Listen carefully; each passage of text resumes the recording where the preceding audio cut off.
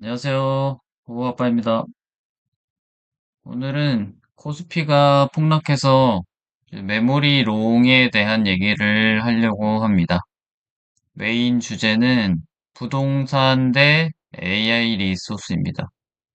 한국에서 21년도 그리고 22년도에 아파트 가격이 급상승했었는데 갑자기 또 23년도에는 약간 횡보하고 하락하고 이랬거든요. 근데 이 정확한 부동산 가격의 변동의 이유에 대해서 사실 한국 매스컴은 이상한 소리를 한 것들이 좀 많아요. 그때 한국 매스컴에서 뭐라고 했냐면 이제 빌라왕 때문에 다 아파트로 쏠린다. 그리고 그때 2020년도에 뭐 갱신 청구권이 새로 생기면서 22년도에 이제 처음으로 갱신 청구권을 쓰는 사례가 생기니까 이제 전세 물량이 없어져서 매매 가격이 상승한다. 아니지. 물량이 없어지니까 전세 가격이 상승하고, 그다음에 그로 인해 매매 가격도 상승한다. 뭐 이런 얘기들이 되게 많이 나왔었는데, 사실 주 원인은 이 미국 때문입니다. 미국이, 자, 요 차트 한번 보실게요. 이게 여기 뒤에 회색 음영으로 되어 있는 게 미국의 통화량이에요. 흐르고 있는 통화량인데, 이제 20년도에는 5인데, 갑자기 20년도 말 21년도 되면서 평소보다 3배가 넘는 돈을 풀기 시작했어요. 그 이유가 바로 코로나 때문이었습니다.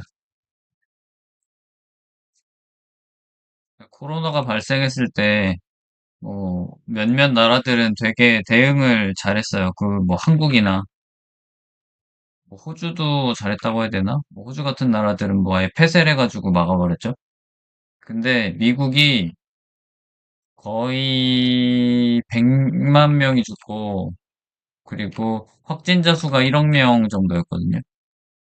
그래서 이 시스템이 마비되는 상황이었는데, 이걸 미국이 돈으로 해결해버립니다. 이 뒤에 있는 이 막대기가 미국 연준이 제로금리를 선언하면서 미국 시중에 풀린 돈을 보여주는 이제 그래프거든요. 이런 것도 직접 찾아보실 수 있게 제가 사이트를 알려드리겠습니다. 이 프레드에 들어가면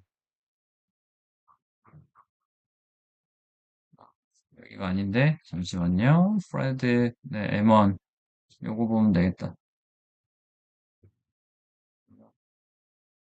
자, 이게 그 미국 연방 정부에서 공개하는 이제 자료인데 이거를 제가 여기에 이제 정리를 해놓은 겁니다. 실제 이렇게 돈을 진짜 말도 안 되는 양의 돈을 풀었어요.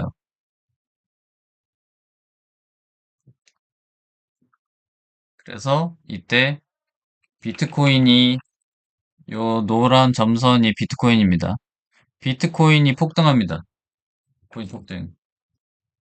그리고 우리나라가 비트코인 거래대금, 비트코인 거래대금 원화가 비트코인 기축통화였어요.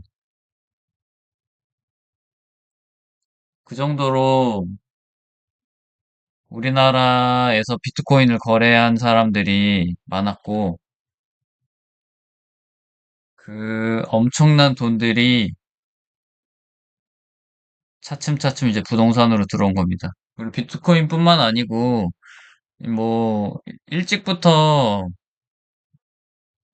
미국 주식을 투자하고 있던 사람들도 나스닥이 이제 뭐 나스닥도 이제 덩달아 폭등했기 때문에 이제 여기서 벌린 돈들이 한국 부동산에 영향을 주기 시작합니다.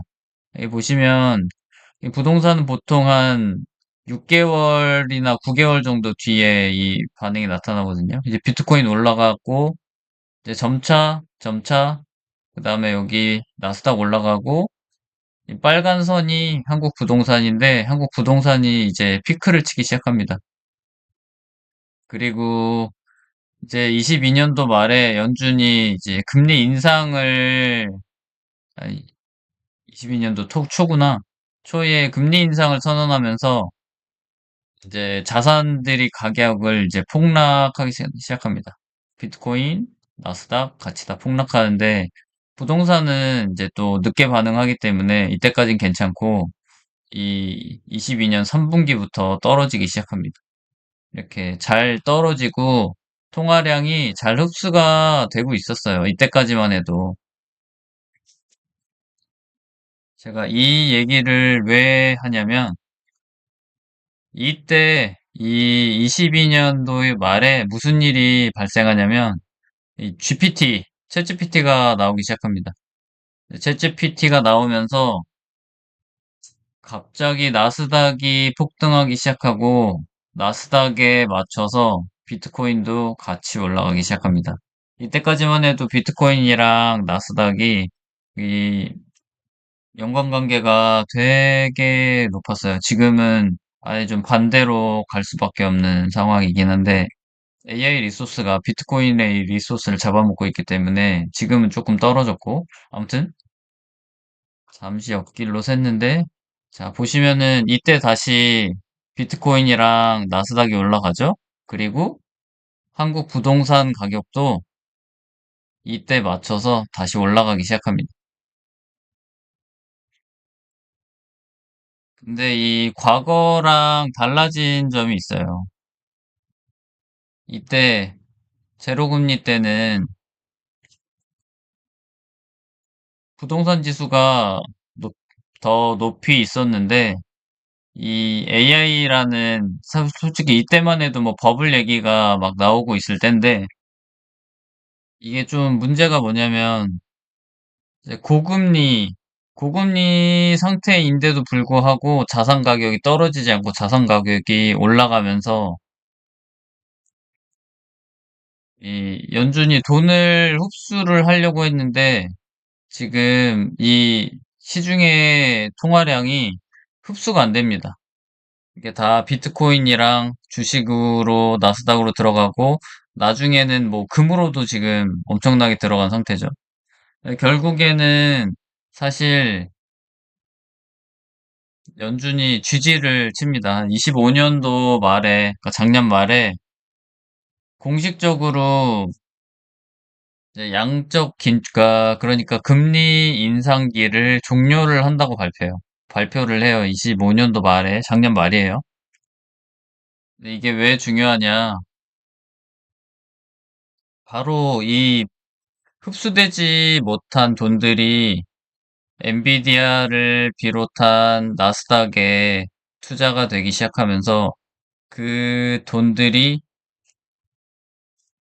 부동산이 아닌 AI 리소스 생산에 투자가 되기 시작하는 겁니다.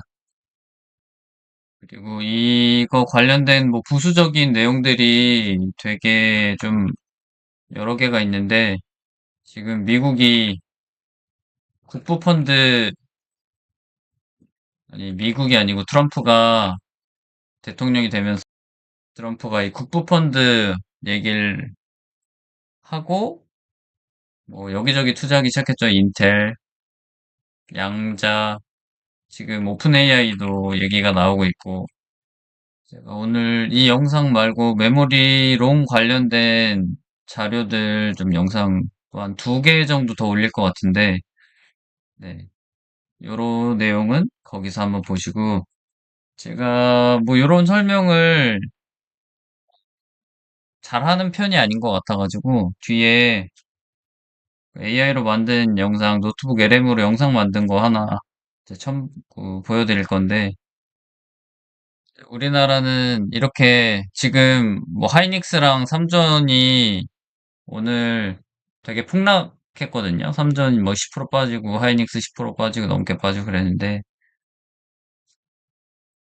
그동안 번 게 엄청 많잖아요. 그 돈이 결국에는 또 언젠가 부동산으로 흘러 들어갈 거거든요. 그리고 이 삼전, 삼성전자, 하이닉스 여기 성과금 받는 친구들이 또 부동산 가격을 또 올릴 거예요. 이미 동탄은 아파트 광풍이 불고 있어요, 지금. 엄청나게 올라가서 난리인데 내년에는 뭐 더 심해질 수도 있죠. 그리고 이게 결국엔 또 서울 부동산에도 영향을 언젠가 미칠 건데 얼마 남지 않았다고 생각하고 근데 과거랑 다른 점들이 되게 많아서 특히 이 2021년도랑 2022년도 이때랑 다른 게 뭐냐면 한국 부동산 얘기만 하면 한국 부동산 지금 규제가 과거와 다르게 계속 올라가고 있죠. 규제 계속 상승, 세금도 상승,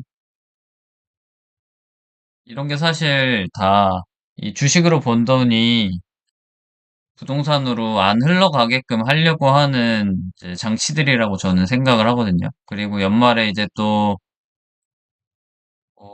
생산형 ISA 뭐 이런 것도 나오죠.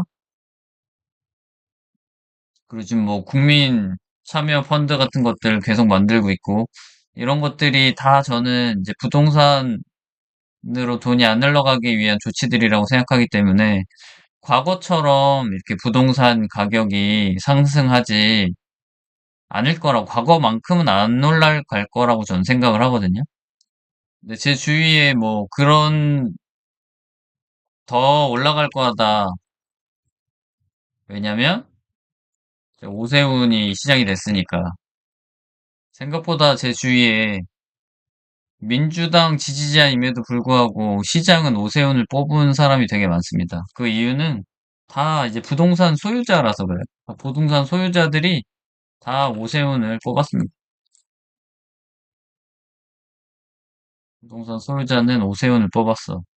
재개발하고 싶어서.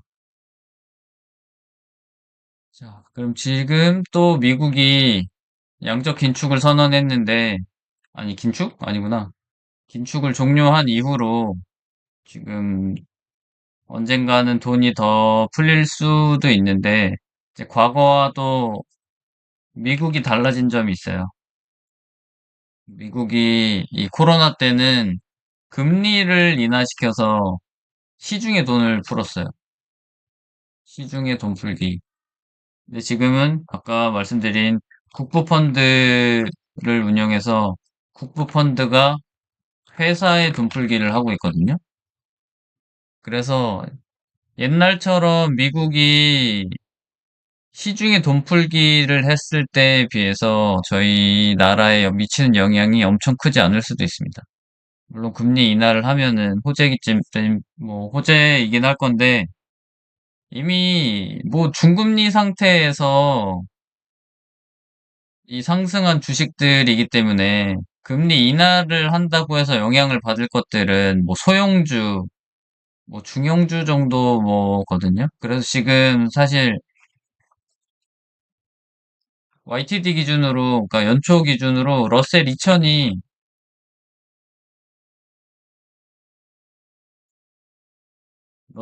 수익률이 엄청 좋아요. 이것도 한번 차트 보여드릴게요. 간만에 시킹 알파 보여드리겠습니다.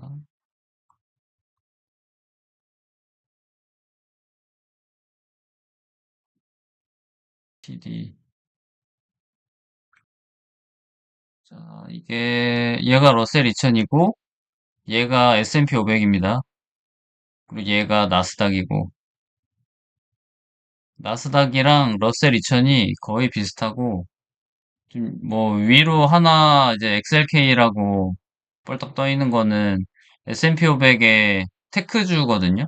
뭐 결국에는 지금은 뭐 테크 반도체랑 이런 것들이 포함되어 있는 거라서 얘가 이제 올라가 있는데 얘를 빼고는 지금 뭐 나스닥이랑 러셀 2000이 제일 수익률이 좋습니다.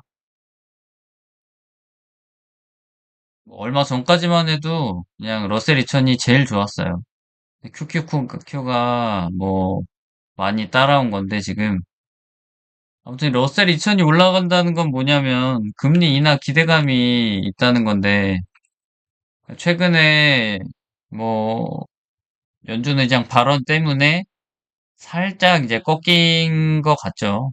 살짝 꺾인 것 같은데 저는 뭐 그래도 동결 상승 안 하고 동결하는 거 동결만 하더라도 주식시장에는 호재이기 때문에 나쁘진 않을 거다.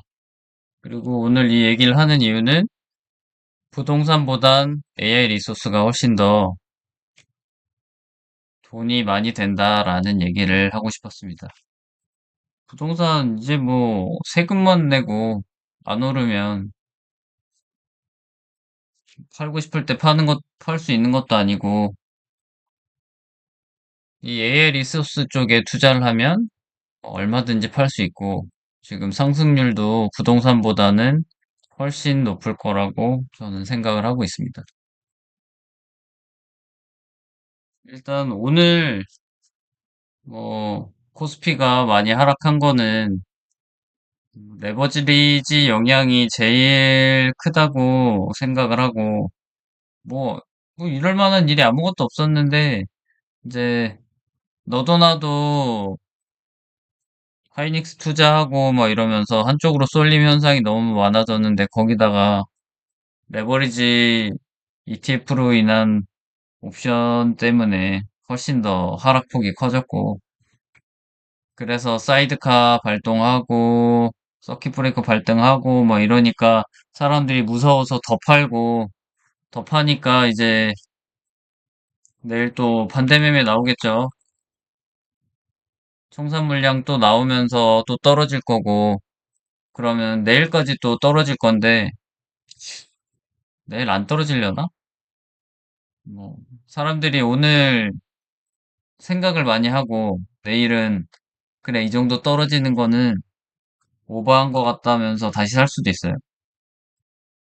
일단 저는 내일 또 떨어지면 종가 기준으로 살 거고 안 떨어지면 안 살 겁니다. 이제 메모리 솔탑2 아니면은 하이닉스를 사지 않을까 지금 생각을 하고 있습니다. 아니면 타이거 200 IT 레버리지 뭐 이런 것도 좋고 또 시간이 많이 갔네. 자, 이 뒤로 AI로 만든 영상 붙여 드릴 테니까 요거 한번 보시고 오늘 내용에서 뭐 이런저런 내용이 있었는데 궁금하신 거 있으면 댓글 달아주시면 제가 답변해 드리겠습니다. 네, 감사합니다. 여러분, 지난 몇 년간 한국 집값 진짜 미친 듯이 올랐잖아요? 그때 집 사신 분들하고 못 사신 분들 격차가 확 벌어지면서 아마 다들 속으로 한 번쯤 이런 생각 해보셨을 겁니다. 아, 다음 사이클에도 결국 또 부동산일까? 지금이라도 영끌해서 뭐라도 사야 하나? 그런데요. 오늘 제가 드릴 답은 아마 꽤 의외일 겁니다. 결론부터 말씀드리면 이번엔 집값이 아닐 수 있습니다. 아니, 아닐 확률이 높아요. 왜 그런지 경제 용어 싹 다 떼고 아주 쉽고 재밌게 미국이라는 한 가족의 가계부 이야기로 풀어드릴게요. 끝까지 들어보시면 아, 그럼 도대체 다음엔 뭐가 오르겠구나. 이게 머릿속에 확 그려지실 겁니다. 자, 그럼 본론으로 들어가서 대체 지난번 집값은 왜 그렇게 올랐던 걸까요? 그 진짜 범인은 놀랍게도 바다 건너 저 멀리 있는 미국이라는 부잣집이었습니다. 제1막 돈 복사기입니다. 시간을 잠깐 돌려서 2020년 코로나 때를 한번 생각해보죠. 이때 미국이라는 집의 가장이 알아놓은 겁니다. 심각한 경기 침체가 온 거죠. 그러니까 미국이 어떻게 했냐? 당장 살아야 하니까 신용카드를 한도 끝까지 긁고 엄청난 마이너스 통장까지 팍팍 열어버렸습니다. 시중에 풀린 돈, 즉 M2 통화량이 15조 5천억 달러에서 무려 22조 7천억 달러로 말도 안 되게 불어났어요. 진짜 문자 그대로 돈 복사기를 미친 듯이 돌린 겁니다. 자, 그럼 그렇게 막 찍어낸 엄청난 돈이 도대체 누구 주머니로 먼저 들어갔을까요? 평범한 월급쟁이들? 아니요, 절대 아닙니다. 이게 바로 그 유명한 K자형 양극화인데요. 돈은 이미 주식이나 집, 코인을 가지고 있는 이른바 있는 사람들한테 먼저 쫙 흡수됐습니다. 미국의 주택, 주식 가격이 확 튀어올랐고 그 어마어마한 돈의 파도가 결국 태평양을 건너서 우리나라 집값까지 쫙 밀어 올린 거죠. 우리가 매일 내 월급 빼고 다 올랐어 하고 한숨 쉬었던 진짜 이유가 바로 여기 있는 겁니다. 그러면 다음에도 똑같이 부동산 사면 되는 거 아니냐고요? 에이, 여기서 아주 결정적으로 상황이 싹 달라집니다. 제2막 아름다운 성장입니다. 뭐가 달라졌냐면요. 바로 미국의 속사정입니다. 돈을 그렇게 물 쓰듯 풀었더니 이 부잣집 가계부에 빚이 그야말로 눈덩이처럼 불어나 버렸거든요. 2026년 3월 기준으로 평시인데도 불구하고 공공부채가 GDP의 100%를 돌파해 버렸습니다. 100.2%요. 국가부채만 무려 39조 달러입니다. 감도 안 오시죠? 그냥 우리 돈으로 경단위를 훌쩍 넘는다고 보시면 돼요. 이게 어느 정도냐면 미국 정부가 5달러를 벌면 그중 1달러는 그냥 순수하게 이자 갚는데 공중분해되고 있다는 소리입니다. 정말 심각하죠. 아니, 빚이 많으면 그냥 씀씀이 줄이고 허리띠 졸라매서 갚으면 되는 거 아니야? 라고 생각하실 수 있어요. 그런데 여기엔 엄청난 함정이 있습니다. 빚 갚겠다고 무작정 허리띠를 졸라매면요, 나라 전체의 장사가 망해버려요. 실제로 이웃나라 일본이 그러다가 무려 30년을 누워버렸잖아요. 그래서 미국은 안 되겠다. 빚을 갚는 대신 우리가 버는 돈, 즉 덩치 자체를 확 키워서 빚의 무게를 줄이자. 이렇게 결단을 내린 겁니다. 하지만 여기서 또 문제가 생겨요.